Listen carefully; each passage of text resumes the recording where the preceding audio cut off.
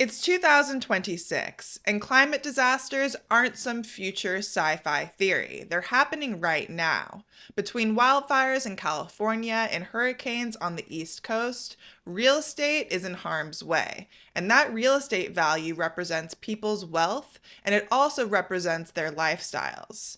There's one region of the country, however, the Great Lakes region, which seems to be immune from these natural disasters. Is the Great Lakes region primed to go up in value because of its climate haven status? I'm Daryl Fairweather, Redfin's chief economist, and today I will be exploring the climate haven theory and test with real data how viable this theory really is. So before we talk about where people might be going, let's talk about the size of the problem. How many homes are really at risk? About 14% of homes face high flood risk, representing $7.2 trillion in value. For fire risk, it is 15 million homes, about 16% of homes, worth $8.4 trillion. Now, fire risk and flood risk, I think, are the scariest. That's where we see those news reports of people having to evacuate and people losing everything they own because of some fluke storm. But there's another risk that's more invisible: heat risk. Now, heat risk won't damage your entire home, although it can warp siding and warp your roof, but it does pose the highest risk to human health. People are most likely to die of heat risk compared to any other natural disaster risk. And heat risk is present in so much of the United States. 62% of US homes, 58 million households, face high heat risk. Now, as I just touched on, not all climate risks are the same. You have your floods and your wildfires, which can be very severe, but only last a few days or weeks. Homes are destroyed, people's wealth is destroyed, but it's fleeting. People tend to forget about these events after they've gone back to a normal life a couple of weeks later. Another type of risk is something like heat. Heat can change your entire lifestyle. It can change the time of day that you want to go outside, and it can change how much you spend on energy every single day. The same is true for drought. Drought can change how much your water costs, and it can also impact whether you're the type of person who gets to enjoy a bath every single day. Another type of risk is air quality. Air quality could be poor all year long because of things like cars and factories, but wildfire smoke is an increasing risk when it comes to air quality. And I experienced this firsthand. I used to live in Seattle, and Seattle is a beautiful place to live most of the year, but for a few weeks, it was unlivable. I had spent 4 years there, and 3 out of 4 summers, there was wildfire smoke so bad that you couldn't go outside. It was just too unhealthy to breathe. So the last time this happened in 2020, me and my family got in our car and we drove to Wisconsin. We thought we were only going to be there for a couple of weeks, like an extended vacation, but we ended up staying there and we've been there ever since. 6 years without that wildfire risk, and 6 years with lower cost of living and an overall better quality of life, in my opinion. Some of these risks are easier to mitigate than others, and it all depends on people's individual tolerance for making those adjustments. So what I want to get across here is that just because an area has a high natural disaster risk doesn't mean that everyone's going to leave or leave for the same reasons. People might leave because it becomes too expensive to mitigate against those disasters, and some people might choose to stay because they have the money and they really like where they live, even though the natural disaster risk is rising. But on net, people tend to leave places where quality of life is going down and cost of living is going up. So we can expect changes in the places that people want to live. So where are the places that people are most likely to leave? Well, California has extremely high cost of living, and combined with higher insurance costs, higher water bills, and higher energy costs as climate change makes all of that more expensive, more people may decide to leave because it's just gotten too expensive. Other parts of the Sun Belt aren't as expensive, but they have even higher risks. In Arizona, you have heat risk and drought risk. In Texas, you have heat risk and drought risk in certain parts of the state, and then you have hurricane risk along the Gulf. And then in Florida, you have nearly every natural disaster. In northern Florida, you have wildfire risk. Along the coast, you have hurricane and flooding risks. And then also there's heat risk.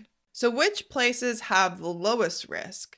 It tends to be concentrated in the Great Lakes region. They have abundant water from those Great Lakes, so very low drought risk. They don't have hurricanes, they don't have wildfires. They do have storm risk, though, like from flash flooding and from blizzards. But on net, the Great Lakes region tends to have much lower climate risk than other parts of the country. All right, so we've talked about which parts of the country are most at risk and which parts of the country are least at risk.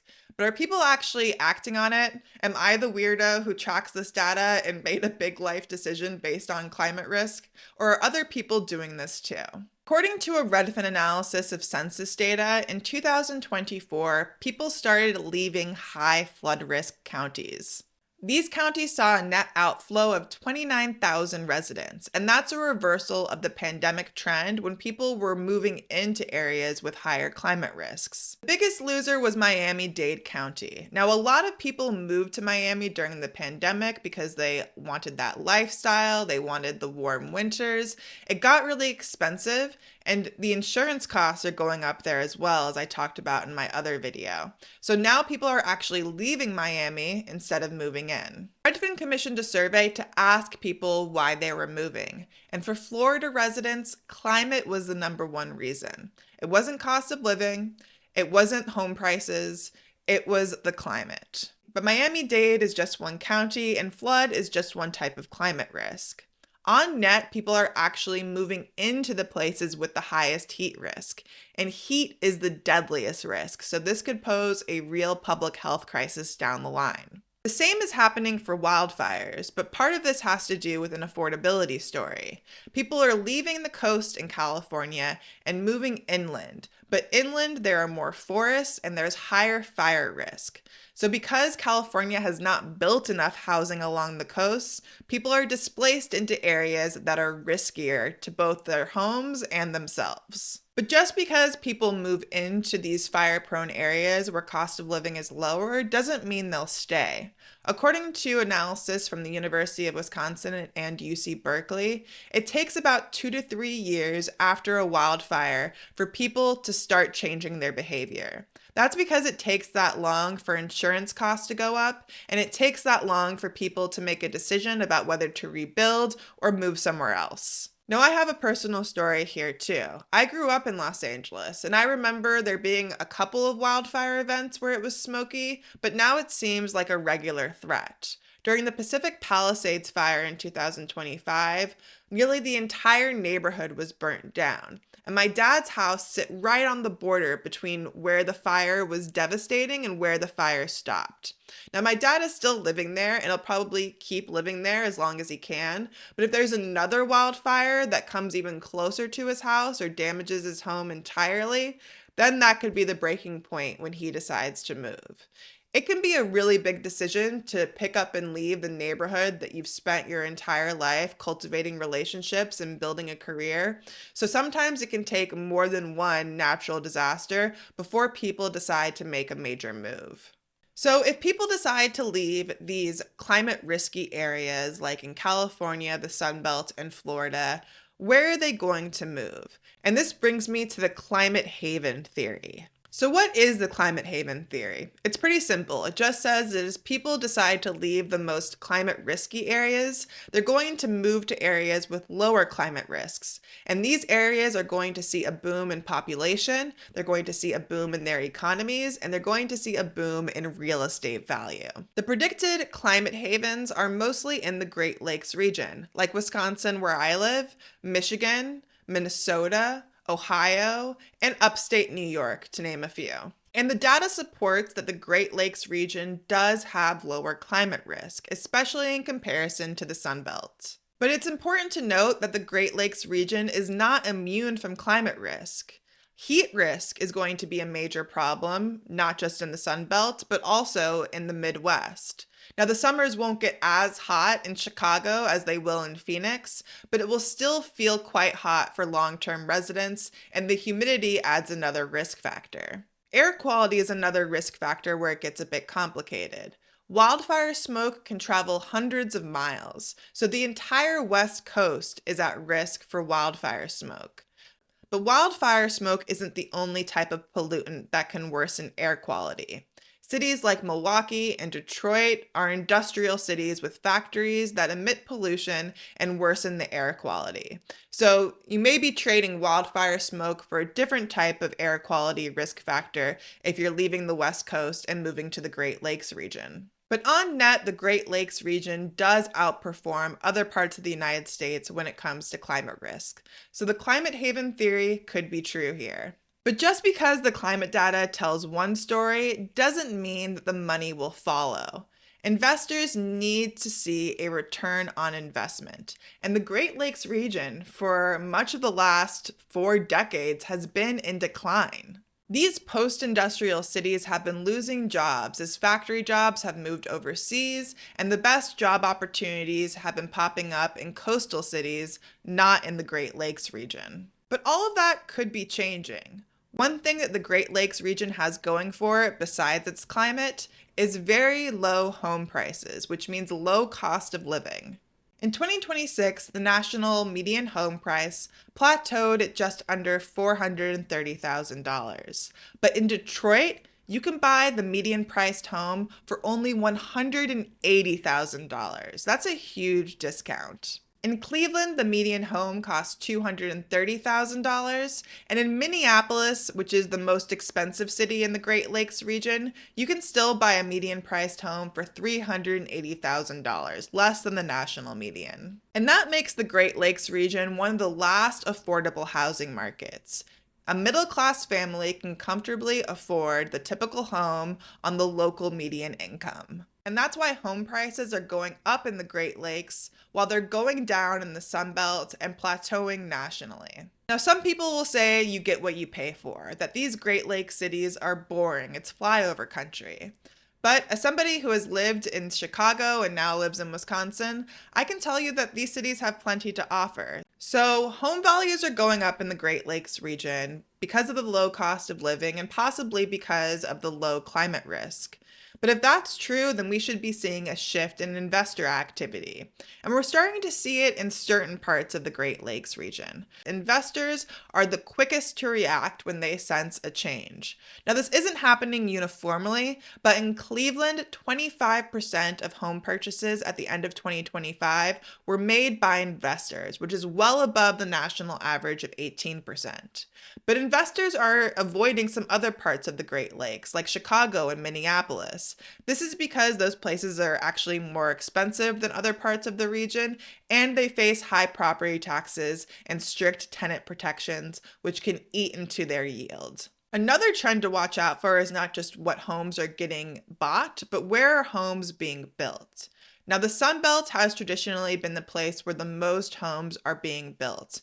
But there are some parts of the Great Lakes that are starting to change in terms of developer activity. Minneapolis has seen an increase in developer activity, and part of the reason is because they eliminated single-family zoning in order to accommodate a growing population. And I was surprised to see how much development is happening in Indianapolis. It's been growing its suburbs, the ones that are a bit of a drive away from Chicago, and real estate development has also been booming along its logistics corridors. Now, one of the reasons why development has been booming in Detroit or other post-industrial cities is because there are still many abandoned homes from when those areas went through recessions. So many of those homes may be rehabbed as opposed to brand new homes getting developed to take advantage of growing populations looking for climate havens. So there's one more thing that I think any mover or any real estate developer should consider, and that's the risk factors in cities versus in rural areas. One big challenge for cities, and this goes for cities in the Midwest just as much as it goes for any other cities in America, is that they have aging infrastructure, and that infrastructure was built for a particular type of climate. I'll use Chicago as an example. The Chicago River was engineered to flow backwards in order to take the polluted waters out of Lake Michigan and move them somewhere else. Where they go, I don't actually know, but I know it helps keep Lake Michigan clean. Anyway, this river was engineered to go backwards, assuming certain levels in Lake Michigan. But climate change is making the levels in Lake Michigan more and more volatile, more and more extreme. And Chicago may have to redo its entire engineering infrastructure in order to adapt to climate. And if the Chicago River can't flow the way that it was engineered to, the city will experience much more flooding, especially on the south side, which has traditionally seen much less infrastructure investment and updating than the more affluent parts of Chicago. This infrastructure problem isn't so severe in rural parts of America, but rural economies could also be at risk. Rural areas depend on an agricultural economy, and crop yields could be impacted by climate change, making it more expensive and more costly to be a farmer in rural America. And that could spill over into rural real estate values more generally. In the Great Lakes, whether you're looking at rural homes, suburban homes, or urban homes, they're all quite affordable on local median incomes. And that's going to be a draw. So where are the three places that I think fit this climate haven theory? The first is Buffalo, New York. It has the lowest combined climate risks of any metro in the United States. It has abundant fresh water, and proximity to the University of Buffalo is going to be a positive for its economy. The lake effect snow is intense, so that's going to be a deterrent for people who just don't want to deal with blizzards. But if people are fleeing a wildfire or flood, maybe a blizzard won't seem so bad in comparison. Number 2 is Milwaukee. Milwaukee is only a train ride away for Chicago, so it's perfect for somebody who has a hybrid or a remote job. You can get just about anywhere in the country from O'Hare Airport, but Milwaukee is cheaper than Chicago, so I think it's going to be more of a draw. And then third is Detroit, Michigan. Detroit has been revitalizing over the last decade, and there's still so much room to grow. It's the most affordable market in the entire country, so there's plenty of upside. But if you're moving in from out of town, be sure to get a local real estate agent who knows the differences between different neighborhoods. Some neighborhoods are on the up and up, and some neighborhoods are still stuck in decline. And like I mentioned before, there are still hidden risks in these Great Lakes cities, especially infrastructure risk. You're going to want to go through a checklist. Make sure you check the flood map. The infrastructure could be aging and not able to withstand flash flooding, and that could mean that your basement ends up flooding. Also do a sewer scope for your specific home to see whether your sewer is up to date. If you're looking at an older home, be sure to do lead testing because lead paint was used quite heavily in those areas. Make sure your roof is up to date. It can handle the immense amount of snow that can happen because of that lake effect. Check the air quality to see if industrial air quality is a problem. Whatever city you're deciding to move to, read their climate action plan and see what they have planned. That can tell you how much your taxes might go up, and it can also tell you how prepared the city is for a changing climate. And when it comes to deciding which neighborhood to live in, always talk to a local real estate agent. So in conclusion, I think the climate haven theory is partially true. There are definitely some parts of the country that are riskier than others, but that doesn't necessarily mean that people are going to move. They may decide to stay and adapt in place. And for those people who do move, they're not going to be completely immune from a changing climate. Climate change is coming for everywhere. The entire world is going to be impacted. So do your research and pick the place that fits for you. Again, I'm Daryl Fairweather, Redfin's chief economist. Please like this video, subscribe, and check out some of my other videos.